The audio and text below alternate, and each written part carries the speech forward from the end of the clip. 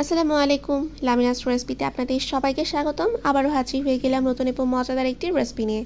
আজ আমি আপনাদেরকে আলু দিয়ে কাতলা মাছের একটা তরকারি তৈরি করে দেখাবো। কাতলা মাছটা এভাবে রান্না করলে কিন্তু খেতে অনেক মজার হয়, আর এভাবে একবার রান্না করে খেয়ে দেখলে বারবার এভাবেই খেতে ইচ্ছা করবে। গরম ভাতের সাথে তরকারিটা খেতে খুবই ভালো লাগে। আর আমার আজকের রেসিপিটি ভালো লাগলে প্লিজ ভিডিওতে লাইক, কমেন্ট, শেয়ার এবং আমার চ্যানেলটি সাবস্ক্রাইব করে পাশে থাকবেন।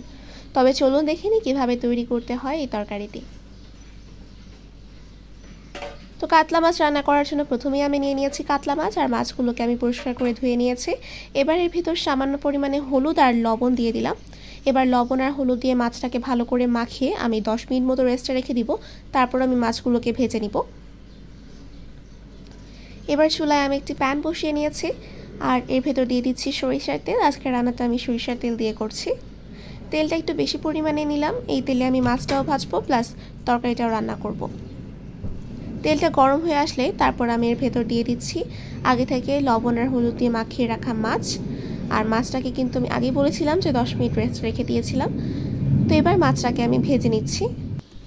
মাছের এক সাইড ভাজা হয়ে গেলে আমি আরেক সাইডে উল্টে দিচ্ছি, আর এভাবেই কিন্তু মাছগুলোকে আমি খুব ভালো করে ভেজে নিব। আর দেখুন এরই মাঝে মাছগুলো ভাজা হয়ে গিয়েছে। এবার আমি এগুলোকে তেল ছাড়িয়ে তুলে নিচ্ছি। এবার ভাজা মাছগুলোকে আমি সাইডে রেখে দিচ্ছি।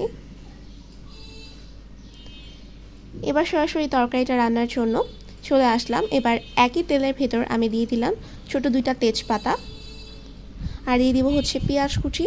পেঁয়াজ কুচি দিয়েছি হাফ কাপ মতো। পেঁয়াজটাকে এবার হালকা ব্রাউন করে ভেজে নিচ্ছি। আর যে ফেনা ফেনাগুলো দেখতে পাচ্ছেন এটা কিন্তু সরিষার তেলের কারণেই হয়েছে। আর পেঁয়াজটা ভালো করে ভেজে নেওয়ার পর এবার দিয়ে দিচ্ছি 1 চা চামচ করে হলুদের গুঁড়া, দিলাম 1 চা চামচ লাল মরিচের গুঁড়া, আর দিয়ে দিলাম ধনিয়া গুঁড়া। এবার ভালো করে একটু মিশিয়ে নিব। এবার দিয়ে দিচ্ছি হাফ চা চামচ পরিমাণ রসুন বাটা, আর দিয়ে দিচ্ছি হাফ চা চামচ পরিমাণ আদা বাটা। এবারে মশলাটাকে খুব ভালো করে কষিয়ে নিতে হবে। আর এরপর যে আমি দিয়ে দিলাম পেঁয়াজ বাটা। এখানে আমি 2 টেবিল চামচ পরিমাণ দিয়েছি। পেঁয়াজ বাটাটা কিন্তু অবশ্যই দিতে হবে, কারণ পেঁয়াজ বাটা দিলে গ্রেভিটা দারুণ মজার হয়। মশলাটাকে খুব ভালো করে কষিয়ে নিচ্ছি। এরপর যে আমি আরও একটা জিনিস দিচ্ছি, এটা হচ্ছে টমেটো পিউরি। আমি এখানে হাফ কাপ মতো টমেটো পিউরি দিয়েছি। আজকের তরকারিটার একটা অন্যতম ইনগ্রিডিয়েন্ট হচ্ছে টমেটো। পরে কিন্তু আমি এখানে আরও টমেটো টুকরো করে দিব। আর এই টমেটো পিউরিটা দেওয়ার কারণে কিন্তু গ্রেভিটা একদম স্পাইসি হয়, খেতে দারুণ মজা লাগে। আর দেখুন এরই মাছে কিন্তু আমি মশলাটাকেও খুব ভালো করে কষিয়ে নিয়েছি। মশলা থেকে তেল ছেড়ে দিয়েছে। এই পর্যায়ে সামান্য পরিমাণে পানি অ্যাড করে দিলাম, আর একটু ভালো করে মিশিয়ে নিচ্ছি। এই পর্যায়ে এখানে আমি একটা বড় সাইজের আলু এভাবে লম্বা লম্বা করে কেটে দিয়ে দিয়েছি। এবার ঢাকা দিয়ে ঢেকে রাখবো কিছুক্ষণের জন্য। দেখতেই পাচ্ছেন আমার আলুটাও কিন্তু মোটামুটি কষানো হয়ে গিয়েছে। এই পর্যায়ে হচ্ছে আমি এখানে পানি অ্যাড করে দিব। এই পর্যায়ে আমি এখানে পরিমাণ মতো পানি অ্যাড করে দিচ্ছি। পানিটা দিয়ে আবারও খুব ভালো করে একটু মিশিয়ে নিব। তারপর ঢাকনা দিয়ে ঢেকে রাখবো এটা ফুটে ওঠা পর্যন্ত। দেখতেই পাচ্ছেন ঝোলটা কিন্তু ফুটে উঠেছে। এই পর্যায়ে আমি এখানে আগে থেকে ভেজে রাখা মাছটাও কিন্তু দিয়ে দিব। তো মাছগুলোকে আমি দিয়ে দিয়েছি। এ পর্যায়ে আরও কিছু ইনগ্রিডিয়েন্টস অ্যাড করছি। দিয়ে দিচ্ছি হাফ চা চামচ পরিমাণ ভাজা জিরার গুঁড়া। ভাজা জিরার গুঁড়াটা কিন্তু আপনারা অবশ্যই অ্যাড করবেন, এটার কারণে কিন্তু খুব সুন্দর একটা ফ্লেভার আসে। আর টমেটোর টকটা ব্যালেন্স করার জন্য হাফ চা চামচ পরিমাণ চিনিও দিয়ে দিয়েছি। চিনিটা আপনারা চাইলে স্কিপ করতে পারেন, এটা অপশনাল। আবারও খুব ভালো করে একটু মিশিয়ে নিয়ে তারপর ঢেকে রাখবো। আবারও ঢাকা ধুয়ে নিচ্ছি। দেখতেই পাচ্ছেন তরকারিটা কিন্তু দেখতে এখনই খুবই ভালো লাগছে। এ পর্যায়ে আমি এখানে হচ্ছে 2টা টমেটো এভাবে টুকরো করে দিয়ে দিলাম। আবারও ভালো করে একটু মিশিয়ে নিচ্ছি। তারপরে আবারও ঢেকে দিব 7-8 মিনিটের জন্য। ঢাকা ধুয়ে নিয়েছি, আর আমার রান্নাটা কিন্তু প্রায় হয়ে এসেছে। আলুটা মাছটা দুটাই কিন্তু রান্না হয়ে গিয়েছে, টমেটোটাও সিদ্ধ হয়ে গিয়েছে।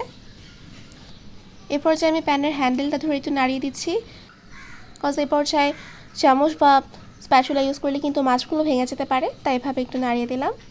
আর আমার রান্নাটা কিন্তু প্রায় হয়ে এসেছে। এই পর্যায়ে আমি এখানে দিয়ে দিব 2 টেবিল চামচ পরিমাণ ধনেপাতা কুচি। ধনেপাতা দিয়ে আবারও এটাকে 5 মিনিটের মতো আমি ঢেকে রাখবো, যাতে ধনেপাতার ফ্লেভারটা পুরো মাছটায় ছড়িয়ে যায়। তারপর 5 মিনিট পর আমি আবারও ঢাকা দিয়ে নিলাম, আর আমার রান্নাটা কিন্তু একদম কমপ্লিট হয়ে গিয়েছে। দেখতেই পাচ্ছেন এটা দেখতে কতটা লোভনীয় লাগছে, দেখেই বোঝা যাচ্ছে যে খেতে অসাধারণ হবে মাছটা। তো এবার একটি ডিশে সার্ভ করে নিচ্ছে। আর এরই মাছে তৈরি হয়ে গেল আমার মজাদার আলু দিয়ে আর টমেটো দিয়ে কাতলা মাছের এই তরকারি।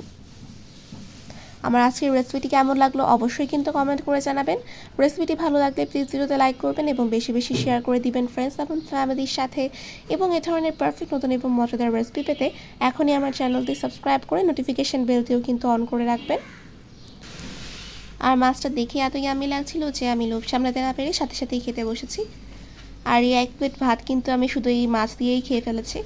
তো আজকে এ পর্যন্তই। আপনাদের সবাইকে ধন্যবাদ আমার ভিডিওটি শুরু থেকে শেষ পর্যন্ত দেখার জন্য। সবাই ভালো থাকবেন, ফিরে আসবো আবারও নতুন কোনো রেসিপি নিয়ে। আল্লাহ হাফেজ।